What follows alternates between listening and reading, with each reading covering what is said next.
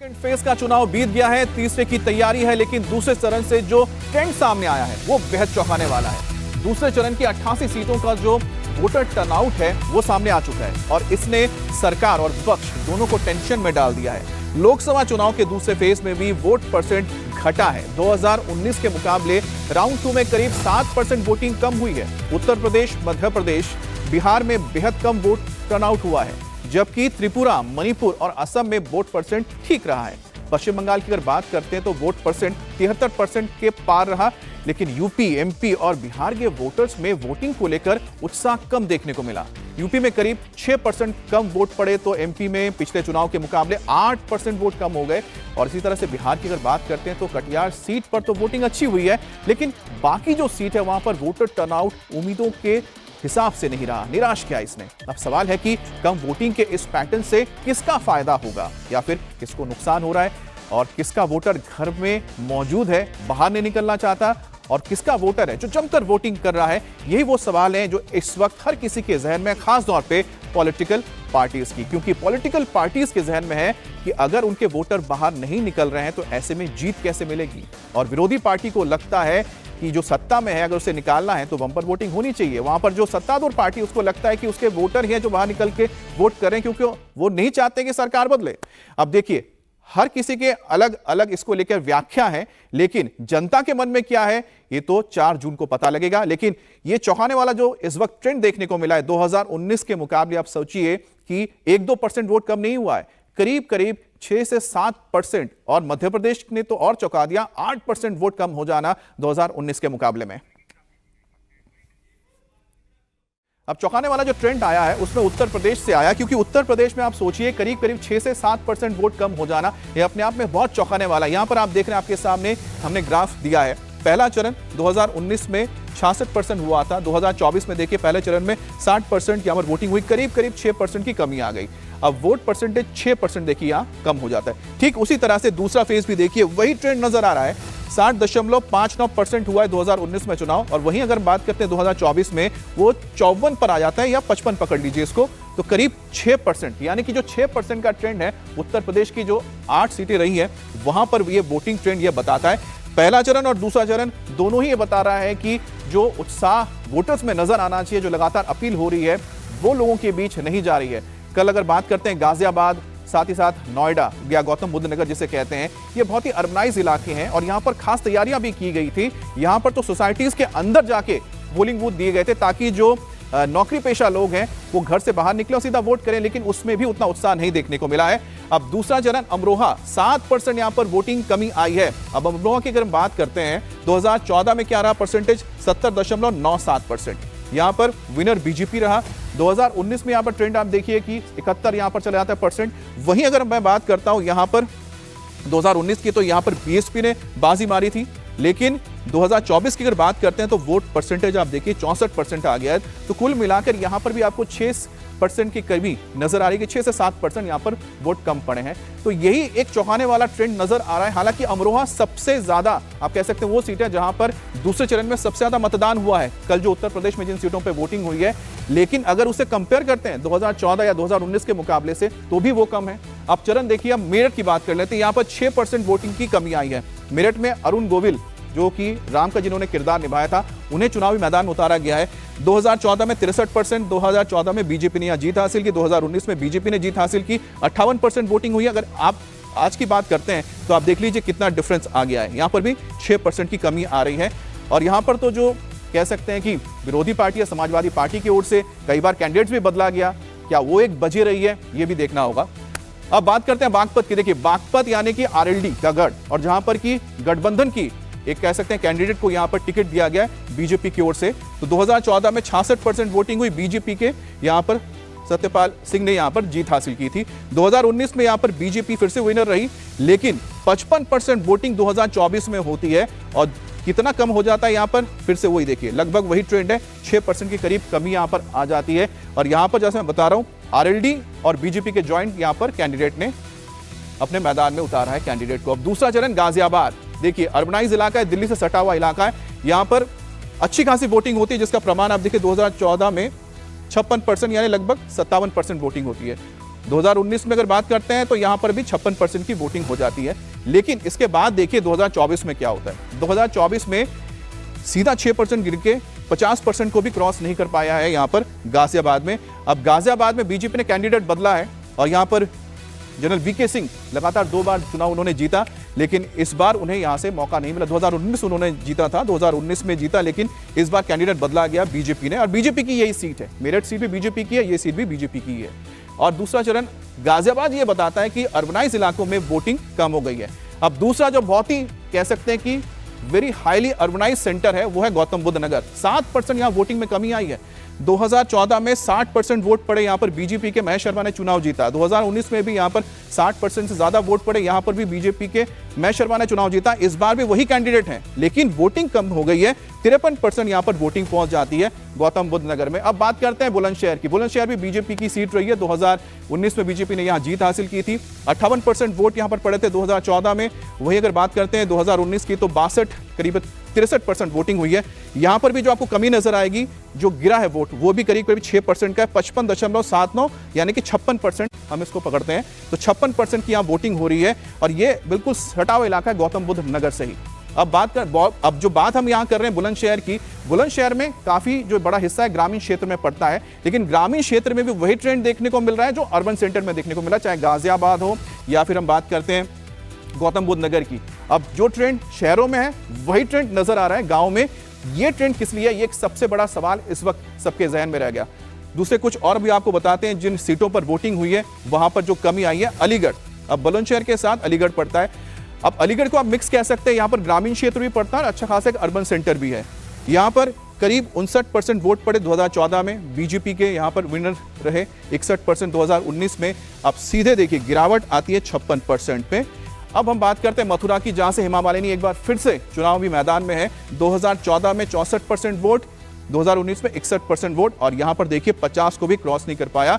कृष्णनगरी मथुरा, जहां पर बीजेपी ने एक बार फिर से हेमा मालिनी को मौका दिया है, 2 बार उन्होंने वहां पर चुनाव जीता है, लेकिन लोगों के अंदर ये रुचि की जो कमी आ रही है, इसकी जो वजह है ये अपने आप में हर एक पॉलिटिकल पार्टी के लिए सोचने वाली बात है। क्या गर्मी की वजह से ऐसा हो रहा है कि बहुत ज्यादा गर्मी पड़ रही है इसलिए लोग बाहर नहीं निकल रहे? लेकिन मथुरा भी आप कह सकते हैं कि यहाँ पर भी अच्छा खासा अर्बन सेंटर है, पढ़े लिखे लोग रहते हैं, लेकिन वो भी क्या बाहर निकलकर वोट नहीं करें? गांव में भी आप देखिए कि यही ट्रेंड आ रहे हैं। अब आखिरकार यह मसला क्या है, क्यों ऐसा हो रहा है कि जो तमाम हमारे वोटर्स हैं वो पिछली बार के मुकाबले इस बार कम बाहर निकल रहे हैं और जो ट्रेंड थ्रू आउट इंडिया में देखा जा रहा है लगभग एक जैसा देखने को मिल रहा है। मेरे साथ मेरे 3 सहयोगी भी जुड़ गए हैं। बिहार से नीतीश है, इसके अलावा मध्य प्रदेश से मेरे साथ अनुराग जुड़े हैं और साथ ही उत्तर प्रदेश से विशाल है। विशाल, ये जो ट्रेंड देखने को मिल रहा है लगभग अर्बन सेंटर्स की बात करता हूं, गौतम बुद्ध नगर हो या फिर गाजियाबाद हो, वही 6% का है। अगर हम मेरठ जाते हैं, उसके बाद हम बागपत जाते हैं, अलीगढ़ जाते हैं या फिर बुलंदशहर जाते हैं, वहां पर भी वही ट्रेंड देखने को मिल रहा है। तो ग्रामीण क्षेत्र और शहरी में क्या ऐसा चल रहा है कि वोटर्स बाहर निकल नहीं रहा है?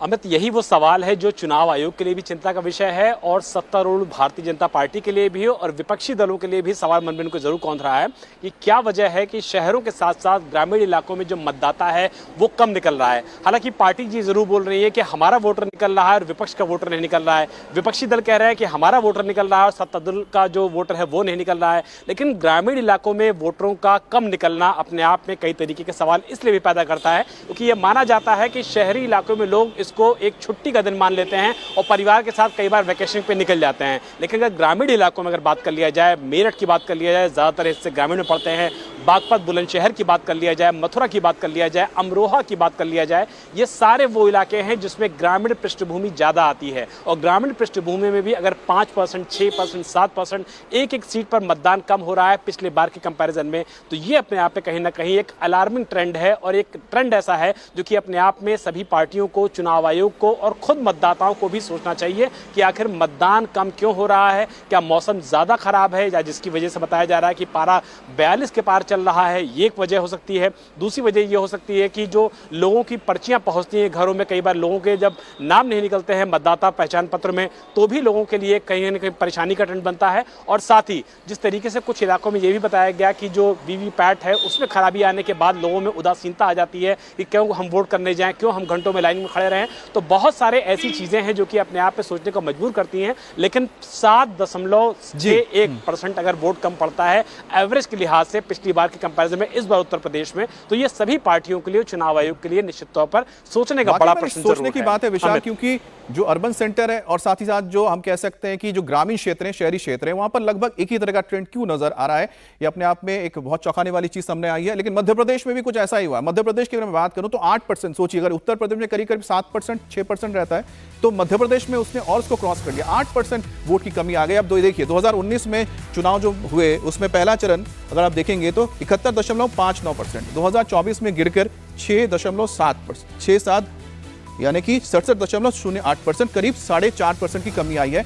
और करीब करीब 8% आप देखिए यहां पर हो जाता है दूसरा जो चरण है, यानी कि 64% वोटिंग मध्य प्रदेश में होती है 2019 में, 2024 में 58.62 हो जाता है और 8% की कमी यहां पर आती है। तो फर्स्ट फेज में अगर 4.5 है और टोटल डबल हो जाता है। अच्छा अनुराग, ये बताइए क्या प्रचार में कमी आ रही है? नेता तो उतना ही प्रचार कर रहे हैं, रोजाना हम देख ही रहे हैं कि प्रचार कर रहे हैं, प्रचार में जब कमी नहीं है तो फिर वोटर क्यों नहीं निकल रहा बाहर? देखिए, निश्चित तौर पर यही वो यक्ष प्रश्न है कि जैसा कि विशाल ने कहा, न केवल चुनाव आयोग को परेशान कर रहा है बल्कि सत्तारूढ़ दल और विपक्ष दोनों को परेशान कर रहा है कि लगातार रैलीज भी हो रही हैं, सभाएं भी हो रही हैं, रोड शोज भी हो रहे हैं, लेकिन जो तमाम पार्टियों के जो कोर वोटर्स हैं वो दरअसल छिपे कहाँ हुए हैं। अब इसको जो ज़मीनी हालात हैं, आप इसको टेम्परेचर कह सकते हैं, 42 से 43 डिग्री टेम्परेचर है, शादियाँ बहुत हो रही हैं, ये एक वजह मान सकते हैं। ये वजह मान सकते हैं कि मतदाता सूचियों में जो नाम कट जाते हैं, ये भी मान सकते हैं। ये भी मान सकते हैं कि कहीं त्रुटियों के चलते जो पर्चियां नहीं पहुंच पाती हैं, जिसके चलते मतदाता बूथ तक नहीं पहुंच पा रहा है। लेकिन फिर भी वही सवाल है कि यही परिस्थितियां तकरीबन 2009 के चुनाव में भी रही हैं, 2014 और 19 में भी। लेकिन 2014 और 19 में देखें तो बंपर वोटिंग हुई थी, एक तरीके से जो पिछली सरकार को गिराने के लिए जनता घर से निकल कर आई थी, तमाम इन्हीं परिस्थितियों में, चाहे शादी हो चाहे विवाह हो। एक बड़ी वजह यह माना जा सकता है कि इन चुनाव में इस बार जो है पिछले चुनाव की तरह जो फिजिकल जो कैंपेनिंग होती है वो बहुत कम हो गई है। चलिए नेता कैंपेन भी कर रहे हैं, नेताओं को सोचना पड़ेगा कि बाकी की जो चरण है उसमें ऐसा क्या करें कि जो वोटर है उत्साह दिखाए और बाहर निकले। बिहार के ऊपर भी हम बात करेंगे, लेकिन उससे पहले बताते हैं आखिरकार बिहार में क्या ट्रेंड है, उसके बाद नीतीश से पूछेंगे कि क्या वजह रही है। हालांकि बिहार में थोड़ा सा आपको ना मिला जुला ट्रेंड देखने को मिलेगा अगर आप कंपैरिजन करते हैं मध्य प्रदेश और साथ ही यूपी से। अब किशनगंज में आप देखिए कि 2024 में 64% वोटिंग हुई है, 2019 में अगर बात की जाए तो 66.37% आया, तो करीब 2% का यहां पर आपको नजर आएगा, डिफरेंस नजर आएगा। उसी तरह से कटिहार में भी ठीक ठाक वोटिंग हुई है, बांका में भी आप देखते हैं तो वहां पर भी करीब 4% का ही यहां पर नजर आता है जो डिफरेंस है। बाकी कुछ जो इलाके रहे वहां पर हालांकि जो ट्रेंड थोड़ा सा अलग बताता है, जैसे कि मैं आपको बता रहा था कटिहार देखिए 64.60 तो 67.63, तो यहां पर भी आपको जो डिफरेंस बहुत ज्यादा नजर नहीं आएगा। पूर्णिया की बात कीजिए, बहुत इंटरेस्टिंग यहां मुकाबला रहा, यहां तो 60% के करीब ही पहुंचा है, लेकिन अगर कंपेयर करते हैं 2019 के मुकाबले में तो देखिए कि करीब करीब 5% की यहां पर कमी आ रही है। उसी तरह से भागलपुर ने काफी हैरान किया, भागलपुर में करीब करीब आप देखिए 6% सबसे ज्यादा है यहां पर, और बांका जैसे मैंने कहा कि यहां पर भी आपको 4% का नजर आता है, लेकिन कुल मिलाकर मिला जुला यहां पर देखने को मिला है। अब नीतीश, पूर्णिया तो समझ में आता है कि लोग कंफ्यूज ही हो गए, चलो कंफ्यूज हो गए किसको वोट देना, पप्पू यादव को देने जाएंगे, मीमा भारती को वोट देने जाएंगे या फिर हम जेडीयू को वोट देने जाएंगे, समझ में आता है। लेकिन बाकी जगह पे क्या हाल रहा, बिहार में इतना क्यों कम वोटिंग हो गई? हालांकि कुछ जगहों पे अच्छा भी हुआ है। देखिए, पिछले चरण के मुकाबले देखें तो स्थिति बेहतर हुई है, लेकिन फिर भी यदि आप 2019 से मुकाबला करें तो अभी भी जो गैप है वो बहुत ज़्यादा है, 5 से 6% का अंतर कम नहीं होता है। यदि आप इसको वोट में देखें तो बहुत बड़ी वोटर जो कहें, बहुत बड़ी संख्या जो है वो वोट देने के लिए नहीं पहुंची। हालांकि जिस इलाके में दूसरे चरण में वोटिंग हुई है, सीमांचल और आसपास के इलाके में, ये वो इलाका है जो एग्रेसिव वोटिंग के लिए जाना जाता रहा है। आम बिहार की तुलना में देखें, बिहार के दूसरे हिस्सों से ज़्यादा यहाँ पर वोटिंग होती रही है, लेकिन इस बार काफ़ी कमी आई है और जाहिर है बड़ी चिंता की बात है। देखिए, इस पूरे इलाके में पलायन एक बड़ी समस्या है। आप यहाँ के ग्रामीण इलाकों में जाएंगे तो आपको हर घर में 1-2 व्यक्ति ऐसा मिलेगा जो कहीं बड़े शहरों में काम करने गया है, तो एक बहुत बड़ी आबादी जो है वो बाहर रहती है। इसके अलावा जो भीषण गर्मी की बात कही जा रही है, यहाँ भी 42 से 44 डिग्री का तापमान जो है वो लगातार लोगों को परेशान कर रहा है, और इसलिए दूसरे चरण में हमने देखा कि कई मतदान केंद्रों पर शामियाने, टेंट वगैरह की व्यवस्था की गई थी, हालांकि कई जगह व्यवस्था नहीं भी थी।